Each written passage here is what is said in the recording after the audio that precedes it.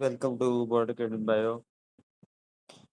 आज हम बात करेंगे इंट्रोडक्शन टू बायोलॉजी। तो ये जो आज का वीडियो लेक्चर है, ये फर्स्ट ईयर के इंटर के जो कैंडिडेट्स हैं उनके लिए भी बहुत ज़बरदस्त रहेगा। अच्छा, उसके अलावा जो भी कैंडिडेट्स हैं वो सब्जेक्ट स्पेशलिस्ट की प्रिपरेशन कर रहे हैं, लेक्चर की प्रिपरेशन कर रहे हैं, तो उनके लिए कमीशन के हवाले से ये बहुत अच्छा लेक्चर रहेगा। इसमें सिंपल तरीके से, बहुत आसान तरीके से हम बायोलॉजी का इंट्रोडक्शन करने जा रहे हैं। तो ये किताब आपने भी पढ़ी होगी। अगर आप लेक्चरशिप के लिए या सब्जेक्ट स्पेशलिस्ट के लिए प्रिपरेशन कर रहे हैं तो आपने ज़रूर ये किताब पढ़ी होगी, कुमार ऑब्जेक्टिव बॉटनी। ये कुमार मलिक की लिखी हुई किताब है, बहुत ज़बरदस्त है। कोई भी लेक्चरशिप की प्रिपरेशन कर रहा है तो उसके ये बहुत ही ज़बरदस्त है। उसमें आज हम बात करेंगे इंट्रोडक्शन टू बायोलॉजी के असल में बायोलॉजी है क्या, क्यों पढ़ते हैं, तो इसके हवाले से आज हम बात करेंगे। Biology is the science of life. Mean that के बायोलॉजी में हम ज़िंदगी के बारे में पढ़ते हैं, जानदार चीज़ें हैं उनके बारे में पढ़ते हैं, वो कैसे बने हुए हैं, उनकी स्ट्रक्चर है, उनके जो फंक्शंस हैं, सारे के सारे जो हैं उनके बारे में पढ़ते हैं, तो इसे हम कहते हैं biology. Mean that study about life और स्टडी अबाउट लिविंग थिंग्स। अब बात आती है बायोलॉजी जो वर्ड है, टर्म है, उसके बारे में।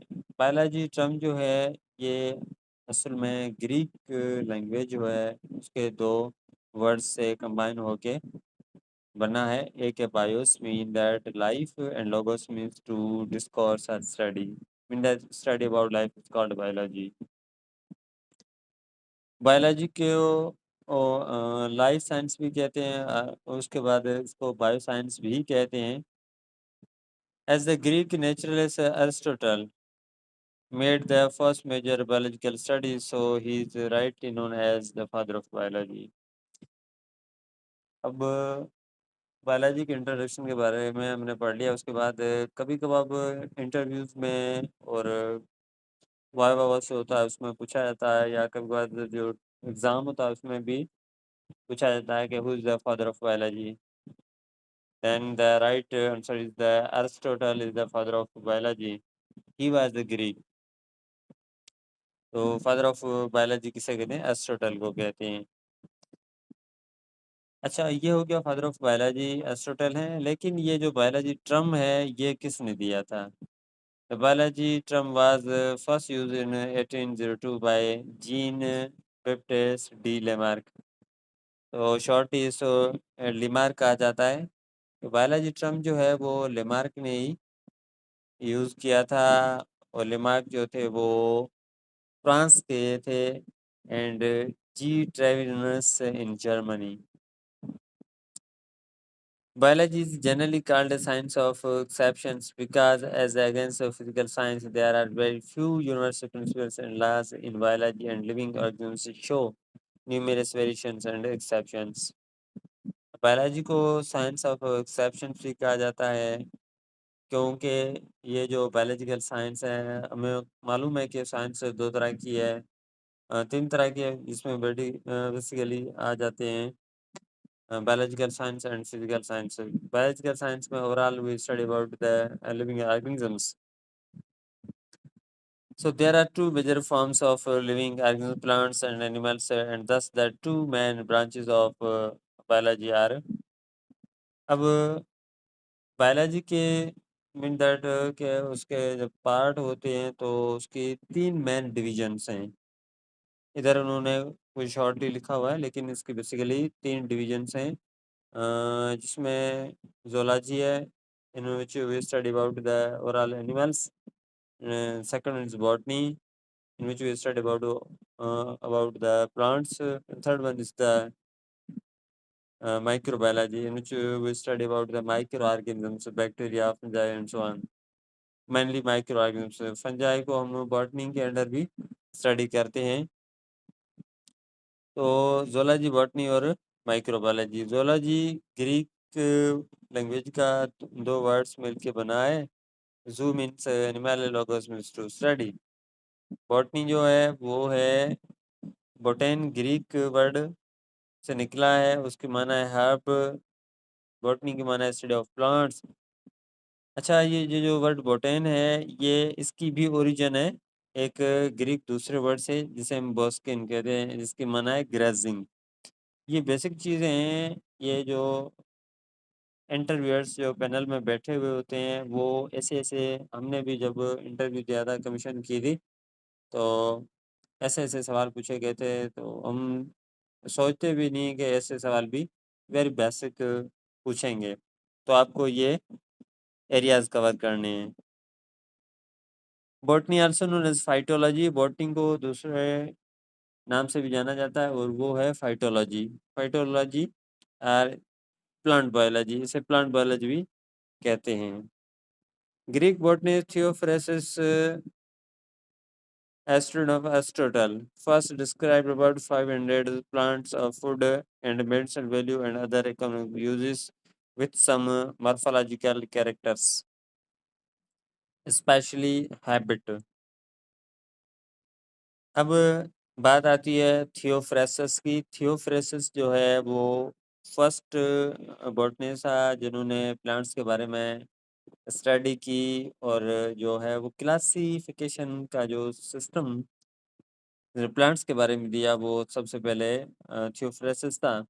अरिस्टोटल का स्टूडेंट था। ये कभी कभार सवाल भी पूछा जाता है, तो ये अरिस्टोटल का स्टूडेंट था। अच्छा, इन्होंने 500 जो है 500 स्पीशीज क्लासीफाई किए।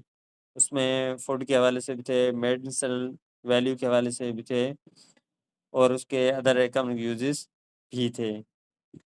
अब ये जो इनकी जो क्लासिफिकेशन थी, ये कौन से बेस पे थी? ये हैबिट के बेस पे थी।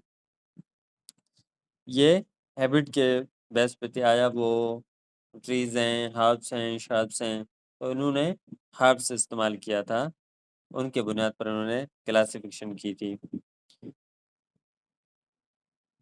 And Prince in his stick book.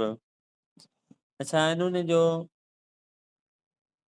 Habit के बुनियाद पे क्लासिफिकेशन की, आया वो हर्ब्स हैं, शर्ब्स हैं, ट्रीज हैं, एनुअल्स हैं, बाइनियल्स हैं, पेरिनियल्स हैं, इनके बुनियाद पर उन्होंने क्लासिफिकेशन की थी।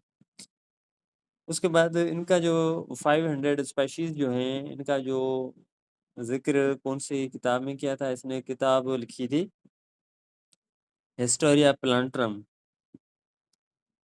हिस्टोरिया प्लांटरम इन्होंने ये किताब लिखी थी, उसमें इनका जिक्र किया था, और ये कहलाते हैं फादर ऑफ बॉटनी। अच्छा, कभी कभार एक सवाल दूसरा भी पूछा जाता है कि which is the oldest literature in the field of botany. कि भाई बॉटनी की जो फील्ड है उसमें ओल्डेस्ट यानी पुराने से पुराना जो लिटरेचर है बॉटनी की फील्ड में, वो कौन सा है? तो इसका सही ऑप्शन, इसका सही जवाब ये है कि जो थियोफ्रेसिस का जो लिखा हुआ किताब है, जो हिस्टोरिया प्लांटरम, ये oldest literature in the field of botany.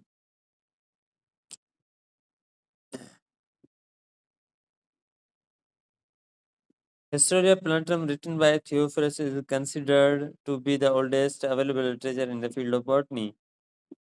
Pliny the Elder mentioned over 1,000 plants of economic use in his book Historia Naturalis. Materia Medica, another ancient book, was written by। अब ये तकरीबन ऐसी किताबें हैं, ये वो पॉइंट्स हैं, ये वो इंट्रोडक्शन की पॉइंट्स हैं जो आपके काम आएंगी। सो उम्मीद करता हूँ कि आपको ये वीडियो लेक्चर जो है बहुत काम आएगा। और आपको काम एक करना ये है कि आपको वीडियो देखने के साथ साथ आपको क्या करना है कि अपने नोट्स खुद बनाने हैं। अगर नोट्स नहीं बनाओगे तो वीडियो देखोगे, कुछ टाइम ये बातें याद रहेंगी, उसके बाद ना तो वीडियो रहेगा और ना ही आपके ज़हन में बातें रहेंगी, तो इसके होने से ये बेहतर है कि आप खुद के नोट्स बनाएँ, एक रजिस्टर मोटा-सा लें, उसके बाद नोट्स बनाएँ और दिन में 2 से 3 बार उसको खोलें और पढ़ें। इंशाल्लाह one day you will get success. Thank you so much.